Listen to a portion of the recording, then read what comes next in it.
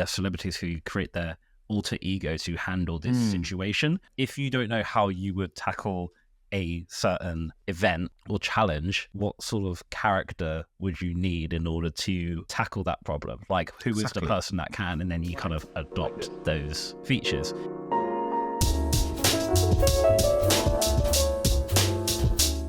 Hello, welcome back to the Evolve podcast with me, Lewis, and Sam. How's it going? Hello. Sam? I'm doing all right, bro. I'm doing all right. Life's good. Life's all right. Been doing a lot of traveling today. Just got back from a little trip to London for Sarah's friend Leah, or our friend Leah. Didn't know how I was going to introduce it, whether I say it was a friend, Sarah's friend or not. But yeah, anyway, we went to Leah's birthday party in London. It's really cool, really nice. Didn't get drunk, but I am feeling a bit drained because I had alcohol. So I'm just feeling tired. Being 29 and feeling 55 right now hits differently. How about you? How you doing? Yeah, man, chilled weekend with the in-laws. So yeah, man, good. But I'm tired for literally no reason. Like, I've slept so much. But yeah, man, no, it's good. Blessed but tired as always. Yeah. Went to Thai on Monday. I had like a few weeks off because I was ill, or basically I was being a wuss and just couldn't be bothered to go because I was like, I'm not in the mood to get cooked today. But I forced myself to go Monday. Gonna go tomorrow. Because the friend's like, "Oh, are you going on Monday?" And I was like, "Well, I have to now because he called me out." So, yeah, it's going good. Yeah, no complaints. I could complain, but I choose not to. Yeah, man. Fair enough. All good. Sam, today's topic. Yes. We're talking celebs again, aren't we? We're talking the KB and MJ. Can we call him KB? Do people even abbreviate Kobe Bryant to Just KB? Kobe. It's just Kobe. It's just Kobe, R.I.P. Kobe. Yeah, we talk about Kobe, and then we talk about Michael Jordan, who is still alive. Thank the Lord. He's still here. Yes. He's still up and about. Brian. No, because I read this book called. I'm reading this book, which is called Relentless, by Tim Grover, and he's the coach and mentor for. Well, he was the coach and mentor for Michael Jordan and for Kobe and for numerous. But his first, his claim to fame was Michael Jordan, and then Michael Jordan actually wanted to keep him to himself, and then he had to branch out. But he's brutal. The way I could describe Tim is he's basically another Goggins, but from the coaching perspective. And the book's called Relentless, which is very obvious what the kind of content you're reading aside is. And the way I'd like to kind of introduce this idea, because he's been on Stephen Bartlett's podcast and things like that as well, and the mentality that he kind of helped forge into MJ. Everyone knew MJ was being very brutal, checking where the soft spots were on court and all those kind of details that other people don't think about. With Kobe was his Mamba mentality, which he was very famous for as well, which again is very ruthless, very brutal, putting in ridiculous amount of hours and work and being fuck sleep. If we go out, I'm training before the training starts, I'm training after the matches and all those sort of things. And whilst I understand it, and when I read these things, I always take a little bit of salt into everything because there's so much that contradicts everything. Because you have a lot of advice which is saying be brutal, you got to sacrifice, which is very much this angle. But then you have the other perspective, the more modern way of entrepreneurship, if you will, which is very much prioritize your health and make sure you get your sleep, and it's all about balance, to spend time with your friends and everything like that. And this is kind of the fuck friends, make money, and ditch your friends who aren't making money, and all this sort of stuff. And toxic businessman mindset. It's a little bit. And I'm definitely more of I understand putting in work and not sacking off your side hustle to be with your friends all the time. But one of the things which I did understand a bit more is that he talks about his argument for what's regarding balance is that when you're trying to be great at something and not understanding good enough, is that there is going to be imbalance. If that's like, for example, say from a business perspective, when you're focusing on your business, going to be imbalance and other things are going to kind of not be taken care of as such. But you could take it says like you could take it the same way of like if you're prioritizing being a great dad or a great husband or all these sort of things, it's going to cause imbalance like other things. It's basically an opportunity cost at all times.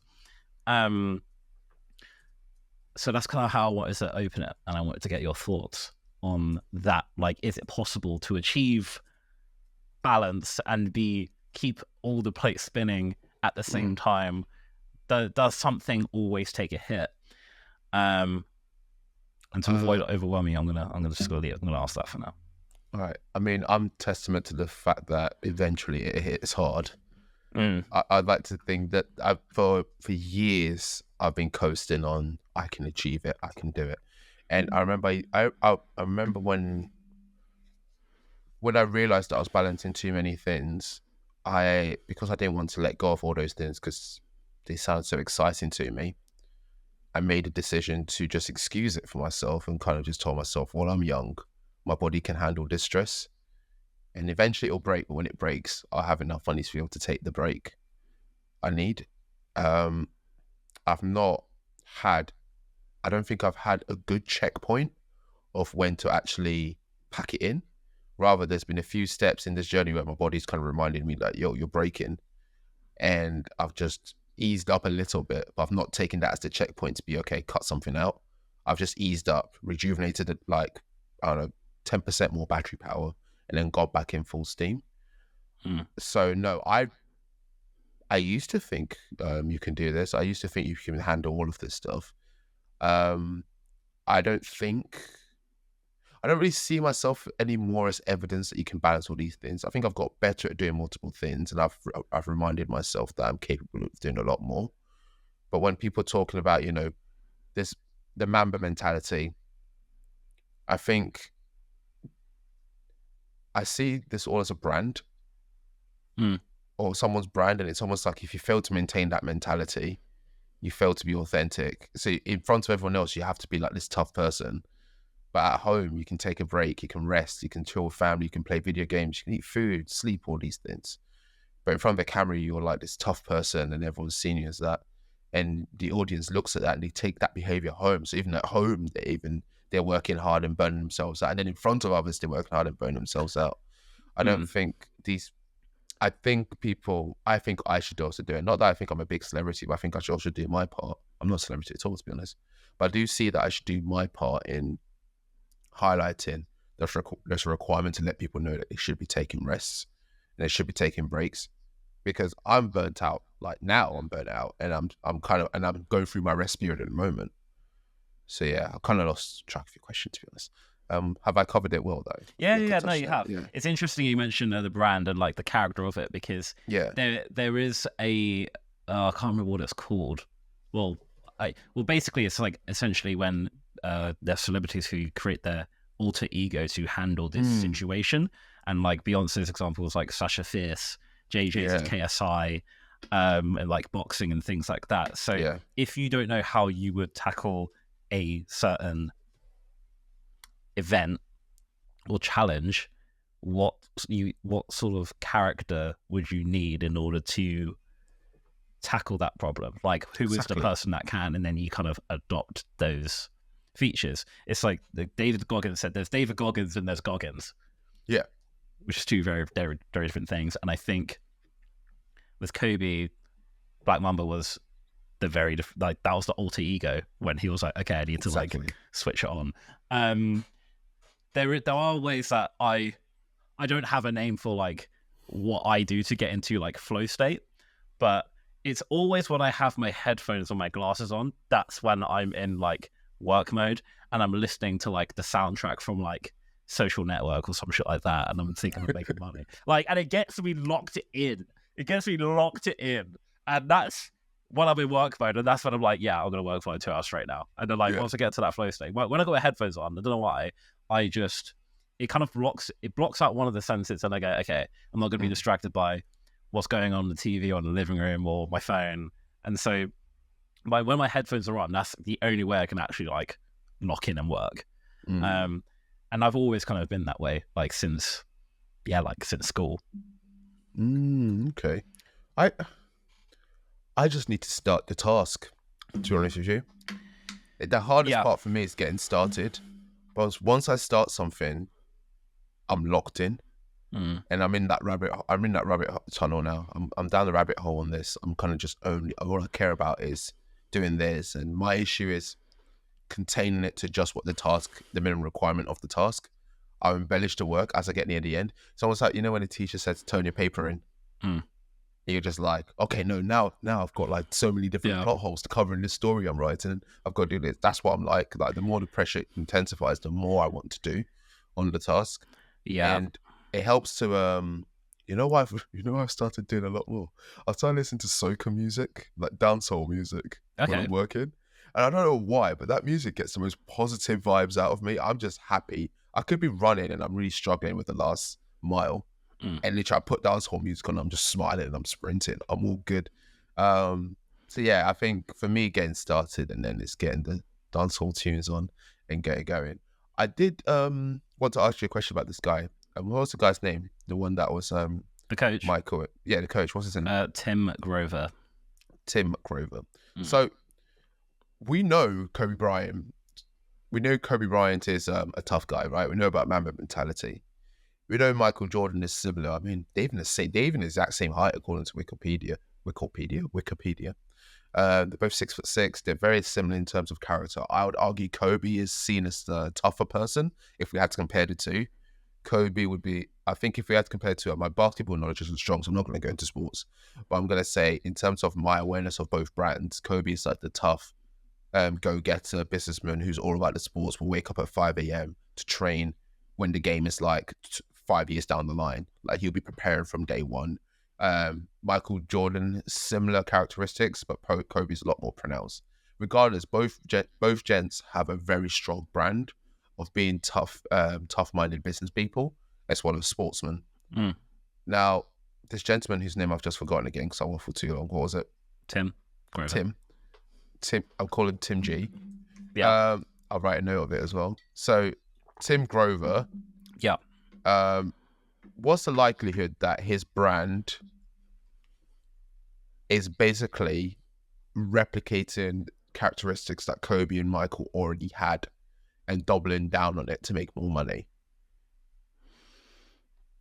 Because he could be like a tough business person, or it could be that he's just a general mentor and he's found these two individuals that have a certain mindset and he's gone and they've become very successful. So now he's taking claim to their mindset. What actually happened is kind of like the other way around. So he's very obsessed about like granular details, and like he said he was writing to basically when he was at when MJ was at Bulls, he was writing to every single team player apart from Michael Jordan, because he was like, oh well, Michael Jordan will obviously have like his PT, his coach, whatever, so I'm not going to write to him. And then Michael Jordan actually found his letter in another roommate's one bin and basically went to his coach being like, find out what this guy is all about.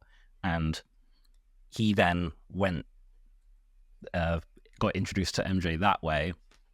And he would count, like, this was, bear in mind, this was before like iPhones and fitness straps and everything were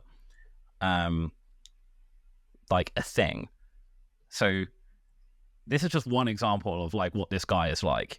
He counted MJ's steps and how many were on the right leg and the left leg, and basically coached him that way, being like, well, you did this many step backs on your left leg and this one, so we're gonna train this X amount, and you're gonna train your right leg this much and your left leg this much based on how you move.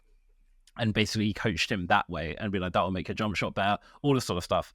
And that's how Tim is. Like, he will think about these things that no one will think about. Like, they'll turn up to the court early. He'll say, okay, well, there's a soft spot over there where the ball won't bounce as much. So drive your rival over there because that's going to be easier to tackle them. Like, all these sort of things. So MJ was already like, MJ apparently said to him, like, make sure you keep up, that sort of stuff. But they were kind of having like a synergy on that level already. So a lot of people now, athletes, will like go to Tim for mentorship in sports. I think Right. Marcus Rashford is, like, follows him. Like, you'll notice a lot of athletes will be seen having pictures with him, because when they have like a mindset decline, they go to this guy Tim. Right. So like Anthony Joshua should have gone to Tim, basically. Yeah, I mean that probably would have been beneficial. But Fair enough. But this guy just seems to be he seems to be very good at making people switch on. Like, you know, when you're like you're locked in your focus, and like no one can like take that away in that moment, but then you start to like doubt yourself and all that sort of stuff. Tim's the guy you go to like relight the fire, essentially. Right. But I recommend you listen to his episode on Diary CEO, because it is very good. I will do. Because his origin story is messed up. Yeah, it's dark stuff. Do tell. But this is basically a Tim Grover episode, let's be honest. Do tell. So I think, like, I don't want to butcher this story, but his dad was like a doctor. Like, parents are from India, moved over. Yeah. He was a doctor.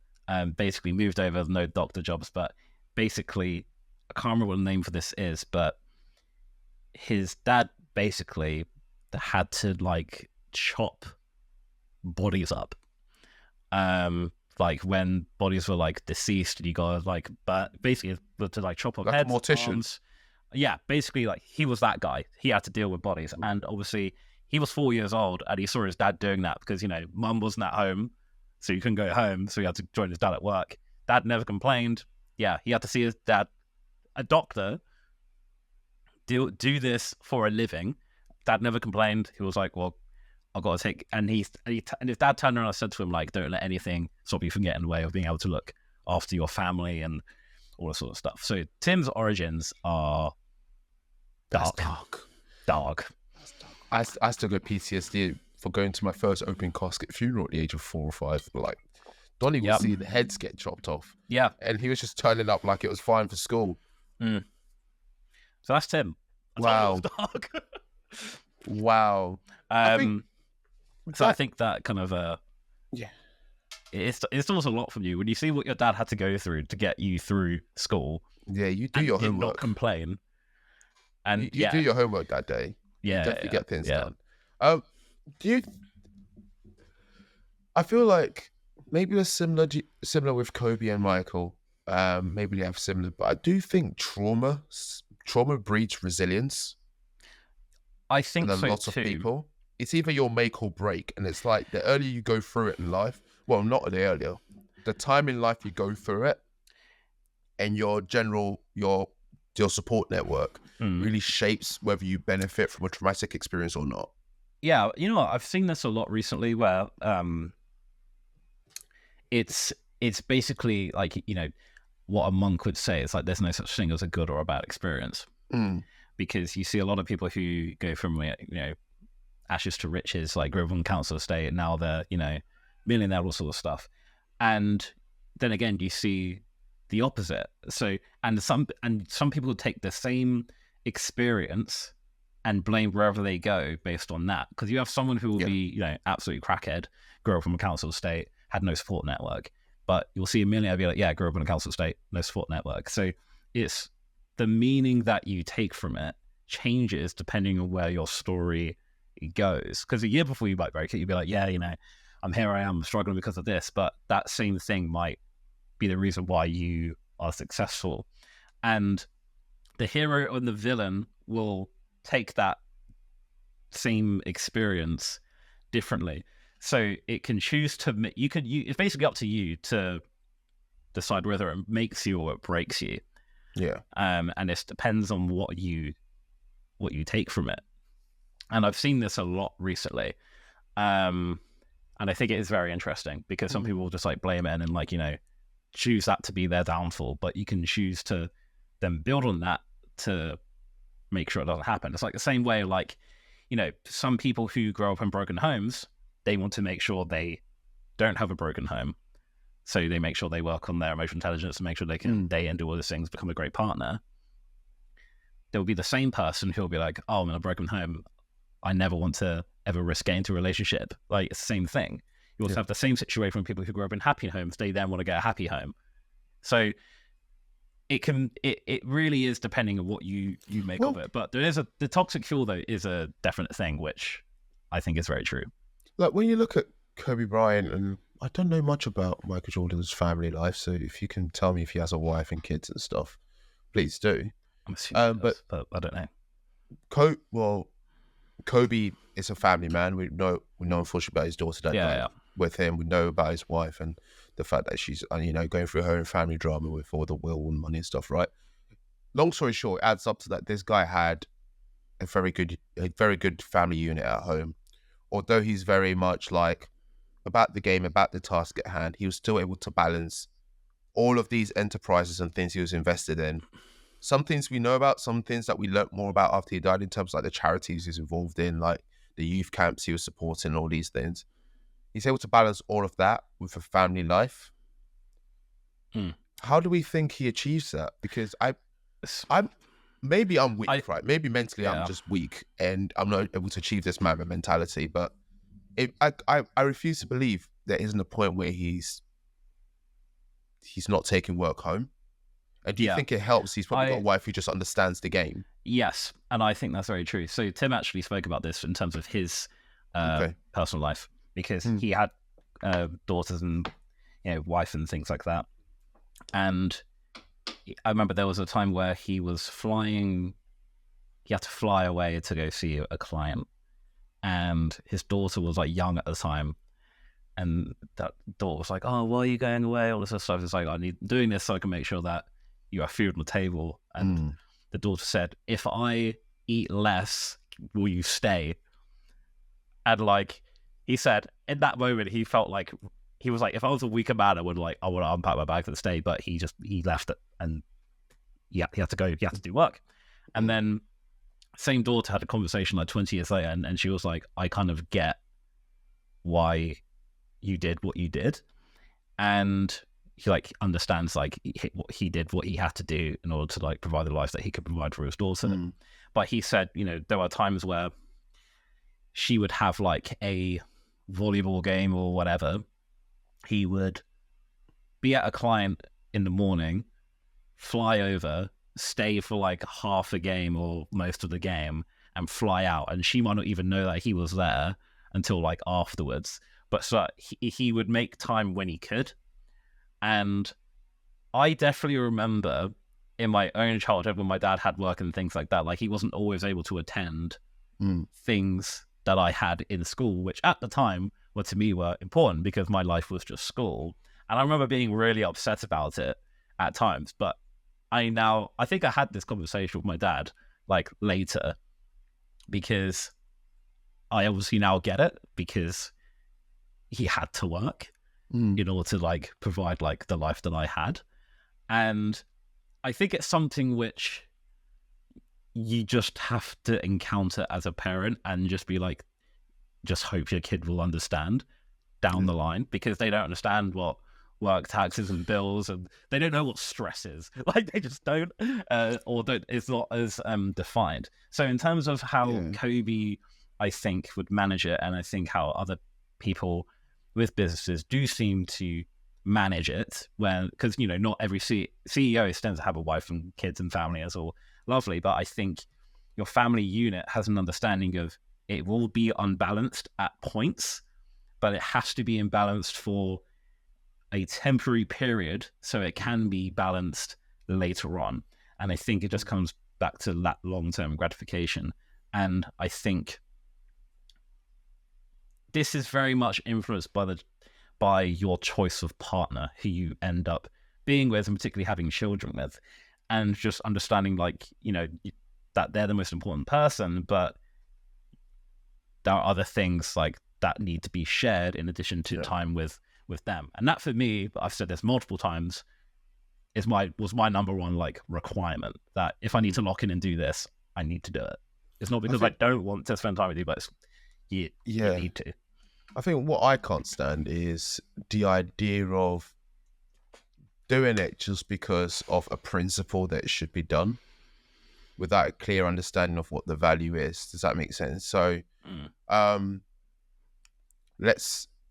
appreciate you've got, I don't know, let's create an example. This is not next to my personal life, but I'm trying to come up with a scenario. Let's say I've got a really important board meeting coming up, like the biggest board meeting ever. It's going to be the make or break of this business idea, this business we're working on. But then, let's say Sarah's like, oh, I really wanted to go on date night on Friday. I was really looking forward to date night on Friday. I've been looking forward, but like this is going to like destroy the business if I don't go to it. And then I go to it and I come back and I have to deal with like, I can't believe we did date. Like in my head, I'm like, it's based on the principle of date night, but my brain's also like, that's just childish. Because like in the grand scheme of things, there's bigger things. You've got to be an adult and you've got to see it from a mature perspective of it's not just date night. There's actually bigger things happening that need to happen. Get over it. Like we'll do date night another day. And I think the principle of, do something like this once a week and make it an unbreakable action, I think that's all well and good when you live in a rom-com. But I think in the real world, if you're a business person, there is a requirement for you to sometimes make sacrifices. And I do think that I'm thankful that I do have a partner who's very forgiving and I do have a partner who understands. Maybe I push the limit a bit when I'm not done. Like it's been a month and there's not been a single date night because I just keep coming up random things to do. Maybe, yeah, that's when I'll probably get in the neck of like, okay, fine, I see where you're coming from now. Let's do something. Let's do something this Friday. Yeah. Like I've literally not seen you for the whole month. Like that's when I'll be like, okay, fair enough. But yeah, in general, I do think there's requirements. I do think that Hollywood or social media in general, especially these vlog families, have built up this ideal. And I'm going back to what I was saying as well about these brands of being a tough person on the outside and being tough in front of everyone else. It builds up an ideal characteristic that a person should have. And people live up to or live that, well, people want to live that fantasy of that experience. So people want to live the fantasy of going shopping with the family today, doing a try-on haul. People want to live the fantasy of let's go for a mooch in town. Like regardless of whatever is happening, let's just go for a walk in town, right? People like to just live that fantasy, maybe because they have the time and capacity to do so. But if someone else has something to achieve in life or someone else is really set on doing something, that alternative fantasy doesn't make space for you, that of your partner, let's say, saying that, I really want to work on this business idea. I want to have a meeting with this person. I want to travel down here. One thing I'd say I'd spot in people like Kobe and Bryant in their lives is that they have partners that make the most out of that person's experience. Let's say Kobe's traveling to this place to do a meeting. His wife and the family will travel with them and he'll do something in conjunction with that, rather than actively try to create an alternative scenario that forces him to choose whether it's work or the family, right? Because it's almost like the fantasy of, he chose me over work. Like, that's great. But then when he gets fired, he's always going to have time for you, but you ain't going nowhere else. No more date nights for you. See what I mean? So I think ultimately it's really important that people support each other in these journeys. I would love to know, maybe it's a piece of homework for me, I would love to know if Kobe's wife has any businesses that align with his brand, in terms of he's got a Mamba mentality. Did she ever have a podcast, like a women's version of it? Was she able to like take advantage of his network and him able to take advantage of her network to be able to achieve all of this? Because it's all well and good that Tim Grover's there and pushing them along to do things, but there's also a need for your family to align with you in order for you to achieve these things. So I wonder if Kobe or Michael's partner, were they able to actually benefit them or benefit from this mentality of this? Alternatively, I can manage quite tiring to live with someone like that as well. Yeah, I mean, I think this is another episode that we need to do. Yeah, I want to understand. I want to look into the dynamic of LeBron James's household, because obviously you got Bronny, and the house just looks fun. They're just house just looks Taco Tuesday. That house looks just fun to me. It's a vibe. LeBron actually does seem to have. He looks like he's achieved a great balance. Like, he's the only person in the world to create his own teammate. Yeah, literally, he literally. Oh my God, He literally did. He grew his own teammate. I mean, his wife grew it. He bred it. He raised his own teammate. But Like it's mad. that's that's actually true. That is, he. Yeah, he's got his own he's got his own creator player. Yeah. He's literally got his own one. He made his own NBA. He's taken it from the little leagues all the way to. He's completed the game. He should just get high status in all forms of that. All NBA 2K, he should just have the top level regardless from the start. He buys the game, he's got complete. Yeah, that's really impressive. But I think he's definitely another. I really I like to. Obviously, I'm never going to be an athlete, but I might be not too. I really like the mindset of athletes. I think there's a lot that you can take away from it.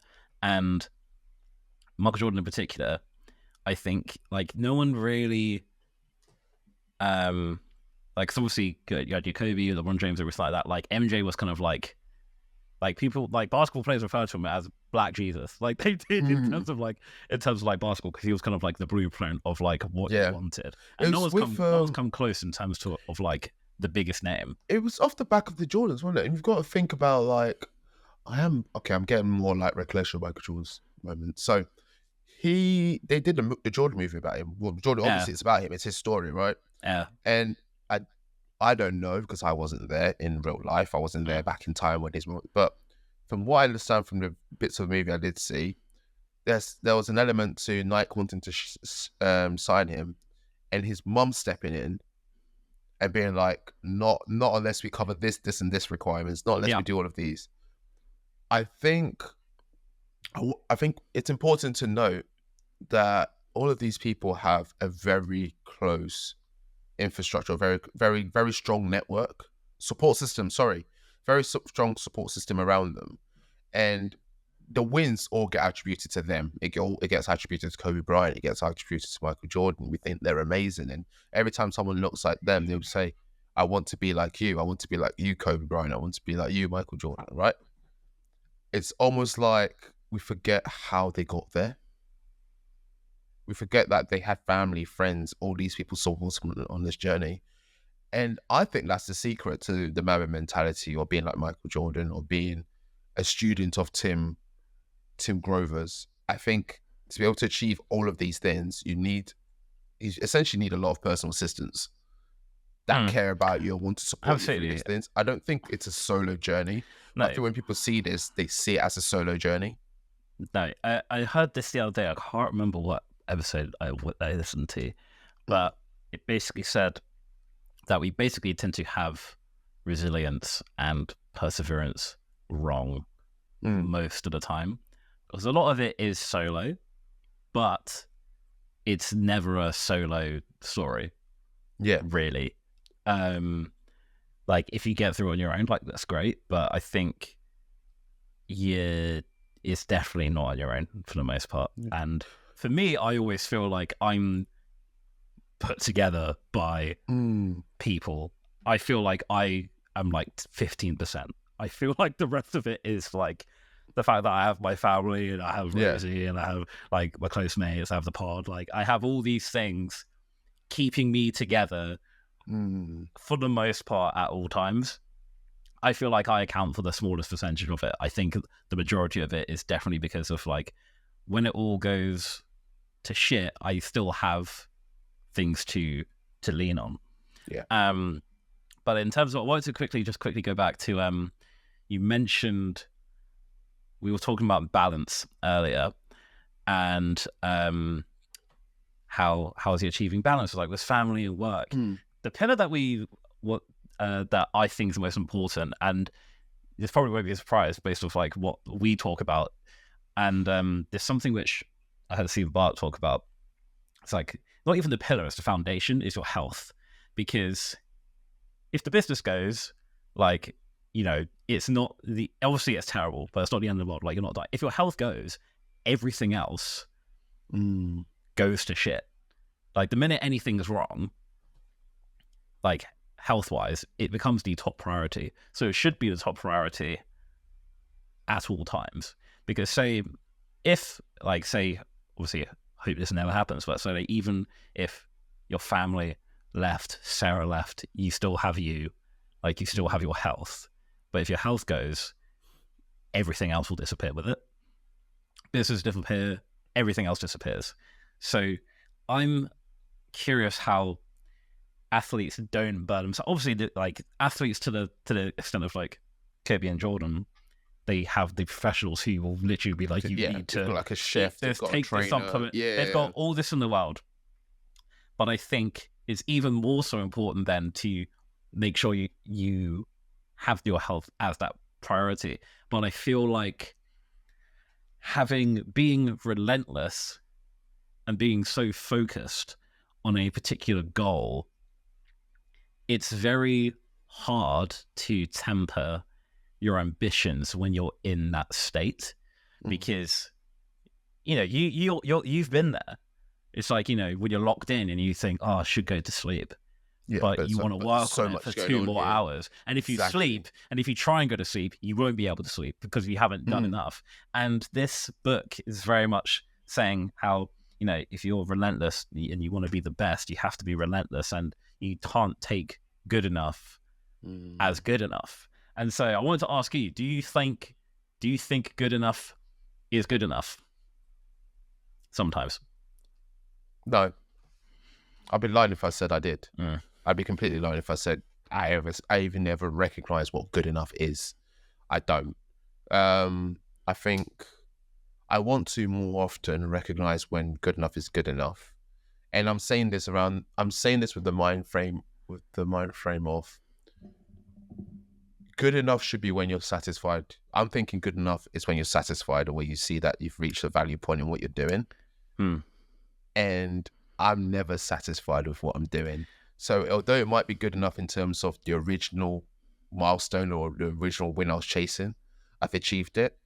Once I achieve it, it doesn't have the emotional satisfaction I need to feel like I've done it. Once I achieve it, I feel like, what's next? What's next? Because I could do better. Right. And it's something I've been told off at work for. Like, we launched this massive project, and I have a manager who's just like, you realize you just implemented machine learning into credit scoring for people? And I was just like, yeah. She's like, and this is huge. She's like, yeah, but I didn't do it all. She was like, Sam, you're the product manager for this. It's under your name. I'm surprised. Why haven't you put this on your LinkedIn? Why haven't you? I'm just like, I feel like there's more we can do, to be honest with you. I feel like there's way bigger things we could be celebrating than this. And that's my problem. So I think often I'm not good at spotting when good enough is good enough. I think there's a term that Terry Crews said. It's like you need to learn how to be happy, but not satisfied. And I think that's something which is very difficult. Because you need to be happy with like what you're doing, but still be pushing and pushing and pushing. It's like, in basketball terms, it was always like, get another championship. I was like, oh, great, we're on championship. Cool. Let's go train. Let's get another one. And it's like, there won't be that point where you're just sitting there and you're like, yeah, I've done everything I wanted to do. I'm chilling. You're always going to be wanting to do as much as you can. But it's being happy and gratuitous during the process. I have a question. Do you think, from what you watch, from the interview you watched of Tim Grover, do you think there's some moments where he speaks to his athletes or his mentees? Do you think there's ever a point where he spots, okay, you're going too far, take a break? Is he able to push that? And if so, go ahead, tell me more about that. Yeah, so he's said, actually, I probably should have mentioned this earlier, when he says, okay, well, Kobe was one of the greatest players of all time with Mamba mentality. How have you tried to put that into practice with your other players? And he goes, I get to the point where they're about to break, then I stop. And he says that he's seen Mamba mentality break careers more than make careers, because it's too much to handle, and like it breaks them down. Which I'm very interested that he said that, because he said it with more of like I don't blame them, like it is, as opposed to being like, they're too weak and all that sort of stuff, which I feel like Goggins would have said. That's what I mean. And the thing is, what I try and think, what I think about when I read on, being relentless and, not giving up and focusing on your goal and your career and all this sort of stuff, I feel like most of these people don't seem happy. They seem driven. They seem successful. They don't seem happy. They just don't seem they never like seem happy. They don't seem that like they're happy. It must be like, it must be so emotionally draining to live with someone with that mentality. If that's what they do every day, every waking minute, you wake up and they're doing the same behavior. I think for the most part, you would assume it would motivate you to try harder. But it gets to a point where sometimes you just want to order Domino's and chill. Sometimes you just want to sit with a good movie and rest. And this person just like, no, we must run 200 miles. You know, do this. I'm just like... This is why, right? Like, the best basketball player who I think has achieved the balance of, being considered one of the greatest players of all time, but at the same time, like, enjoying a life, Shaq. Yes. Shaq could have been better than Kobe if he had Kobe's mindset. But Shaq was like, I didn't need to. Can I just highlight something about Shaq's story? Shaq is basketball Snoop Dogg, basically, in my opinion. My hero. Basketball. I will never be as tall as him. I'll never be as tall as Snoop Dogg either, but he's skinnier than me, so I think we've got an achievement. We can hit a happy medium with the Snoop Dogg goal. Shaq, in Shaq's stories and in what he says, there's a lot more we's in his stories, and there's a lot more third person and other people in his story and his journey. When he talks about investment opportunities, he'll talk about the guy who got him into the investment opportunity. When he talks about business, he'll talk about the person who suggested it. Like when he invested in Ring, before Ring popped up, he talked about how he went and this person. In his story, he's a main character. He can't help it. Physically, the Donnie he has is a main. I could never invite Shaq to my house even if I wanted. He wouldn't fit in. You're a rugby tackler, yeah. He would break the door. We'd build a new house. We'd have to live in the garden for him to come visit me, right? So he has more people in his story when he tells it. One behavior I've noticed with people with the Kobe Bryant and the Michael Jordan type mentalities is other people tell the stories of them collaborating with other people. When you ask them about their journeys, often you hear things about their perception and their mentality. It's very much focused. What I feel like is that their vision of their world is very much focused on their actions and their behaviors and them being accountable for everything. So with that in mind, there's little scope for the efforts of others within their life. Not that they don't appreciate it, but when they tell the story, it's all about, this is what I did, this is what I achieved, this is the impact of my work. It's almost like because they feel only responsible for what they've done, they can only hold claim to the things they've done. They can never speak on behalf of what someone's done for them. And it's a common trait I think we see in a lot of high-level CEOs whose whole brand is their mindset and their work ethic and their capabilities. It's all about me, I did this, all this. And I'm not trying to call them selfish. I'm just saying, if you focus on their storyline, you're only going to breed the habit of only seeing things from your point of view and only being able to account for your own actions. Meaning that it makes it harder for you to appreciate and understand the support other people have in your life. And I think when you're able to appreciate and understand the support other people have in your life, you're also able to appreciate the benefits of taking a break and doing something for them and with them, rather than trying to find a way where you can still keep adding on to your life.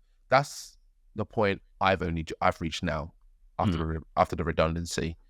It's now sitting back, and I've very much always been focused on, if I mess up, it's my fault. If I do this, it's my fault. I have to be accountable for my own mess ups and all these things. So me, I, this is what I've done. And I'm always trying to achieve something. It's not that I turn down help from people. It's not that I don't collaborate well with other people. I do. But everything is, I'm accountable for so much in my own life. And I feel like I should be in control for so much in my own life. I make all the life decisions about me, my actions, and the outcomes I create, rather than like the people I live with, my close friends, my family, doing stuff with them, because they need that from me to then feel like, okay, I can keep giving you support. The other thing is, in Shaq's stories, there's a lot more comfort in saying when he's asked someone for help. in the Kobe stories I hear or the Michael Jordan stories I hear, I don't hear often about them asking for someone for help. Maybe apart from obviously went to Tim Grover and got support, right? But that story came from Tim's side. We've heard that more. I've seen all the stuff you said. I've seen it in quotes from Tim's website. I've seen stories from Tim's quote of, this is what I did, and then they came to me support. So even from Tim's perspective, it's they came to me.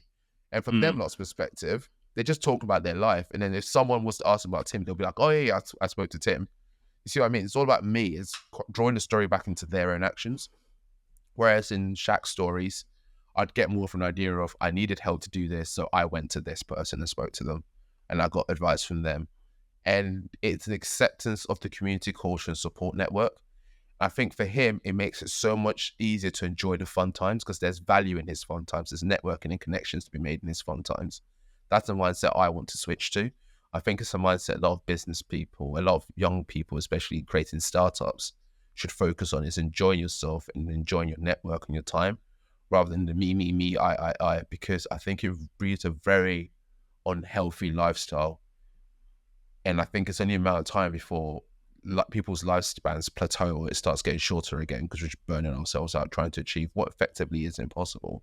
Because in the stories of all these greats who are amazing because they are amazing, but also more often because they tell everyone they're amazing through their me, my stories. Through these storylines, everyone looks at that and wants to emulate that. But in doing that, they actively pursue things from their own actions. They actively burn themselves out. And they don't recognize the benefits of getting help from someone else, asking for help or accepting help from someone else. Yeah, that's just my take on it. Yeah.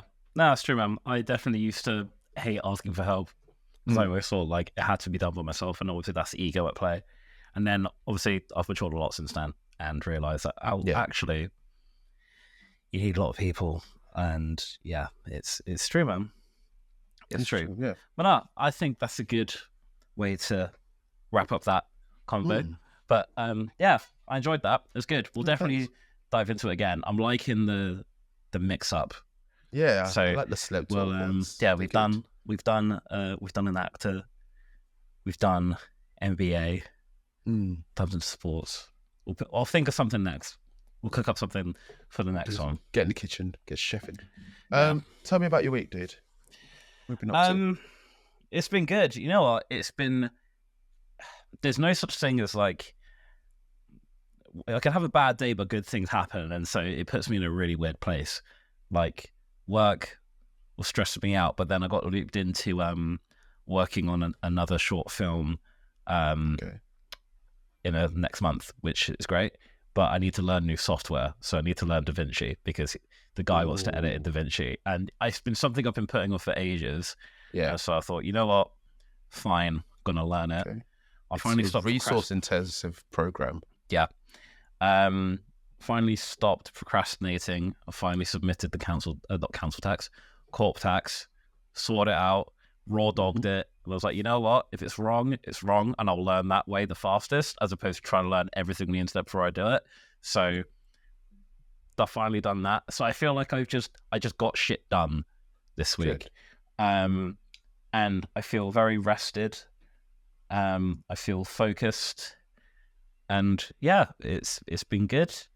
And yeah, it's a new week. I feel like with work at the moment, that because basically the part of the business I'm working on is not going to exist after the end of the year. Yeah. And they're like, yeah, we'll move you on to other stuff. But they're being a bit too quiet. So I have a little bit of anxious feelings towards redundancy in the new year. So I'm doing what I can to avoid that if that comes to it. But I'm mentally prepared for it, I think. I don't really know. But I'm also taking that into consideration because the way I'm seeing it is, well, either way, I'm gonna get a new role out of it. And that's how I'm thinking. So I'm gonna rip apart my CV completely and put it back together and branch out into different roles that I haven't really considered before. Because this is one of the things which the book has taught me is that, you know what, I need to start thinking of new ways of how I'm approaching my problems. Right. So I'm kind of analyzing my thinking about a lot more about different things. But yeah, man, it's good. I've personally as well, I've been downsizing my flat. I got a lot of shit. Okay. Why? It's just because over the past few years, obviously, I've got my room, and it's a larger room, so always just like, oh, I have space to get this stuff, get this jacket, get these pairs of shoes, all this sort of stuff.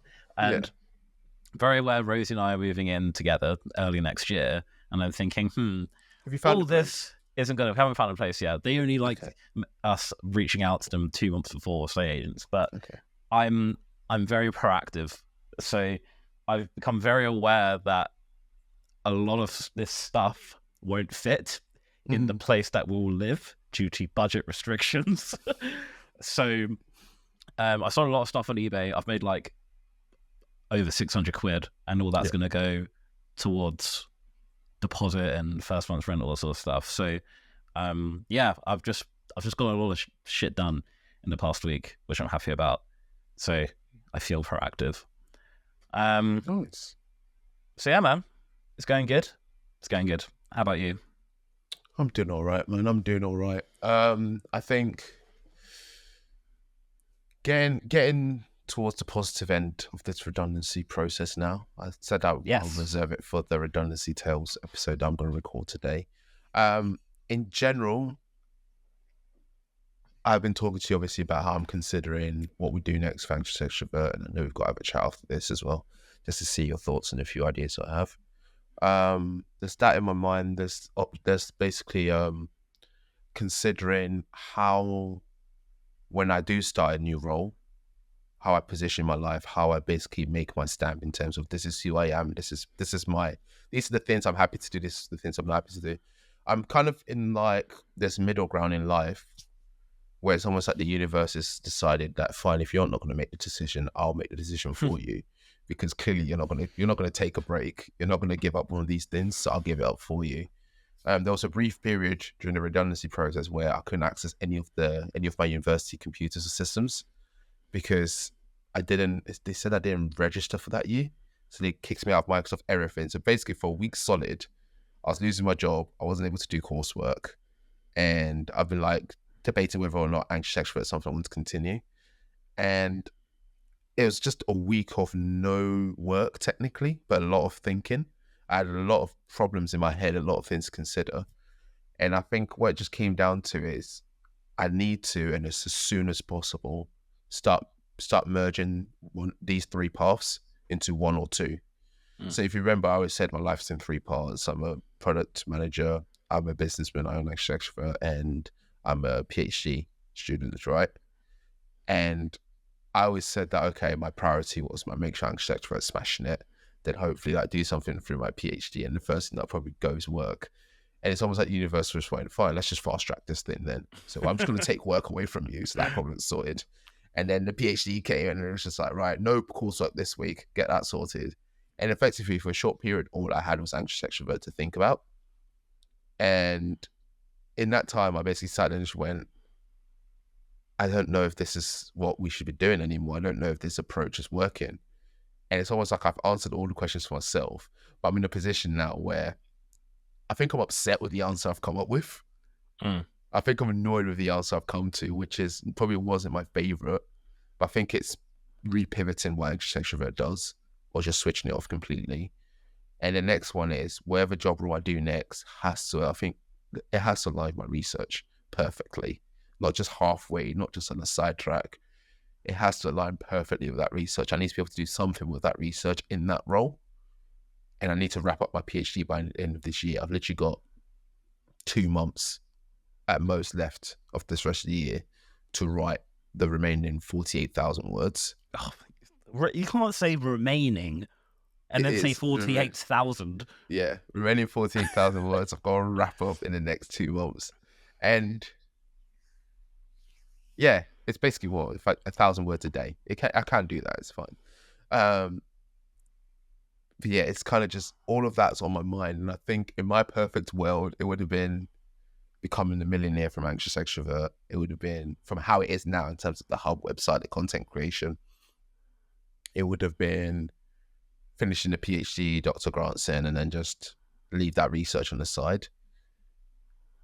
But I don't think that's how it is. I think I need to do all of that, and also I need to factor in free time with friends and family. That's what that third slot, that's what I want to preserve it for.